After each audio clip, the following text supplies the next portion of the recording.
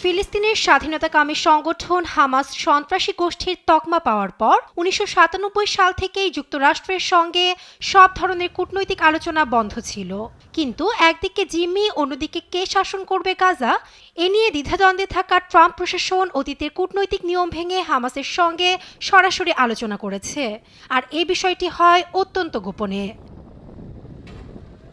এ নিয়ে বুধবার হোয়াইট হাউসের প্রেস সেক্রেটারি ক্যারোলিন লিভিট সাংবাদিকদের জানান, বন্দীদের মুক্তির বিষয়ে হামাসের সঙ্গে আলোচনায় জিম্মি বিষয়ক ট্রাম্পের বিশেষ দূত অ্যাডাম বোহলার যুক্ত ছিলেন।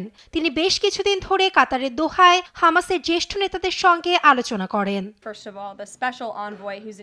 ইসরায়েলের সঙ্গে আলোচনা করতে ওই আলোচনায় অংশ নেন আমাদের বিশেষ দূত। আমেরিকান জনগণের স্বার্থে এবং সবার সঙ্গে আলোচনা করে প্রেসিডেন্ট ট্রাম্প প্রমাণ করেছেন একটি সঠিক সিদ্ধান্তে পৌঁছাতে তার সদিচ্ছা আছে। এই ঘটনাকে অত্যন্ত তাৎপর্যপূর্ণ ঘটনা বলছে আন্তর্জাতিক গণমাধ্যম। আমেরিকার দীর্ঘদিনের একটি নিয়ম হলো তারা সরাসরি সন্ত্রাসী সংগঠনের সঙ্গে আলোচনা বা সাক্ষাৎ করে না। তবে এবার সেই প্রথা ভাঙলেন প্রেসিডেন্ট ট্রাম্প।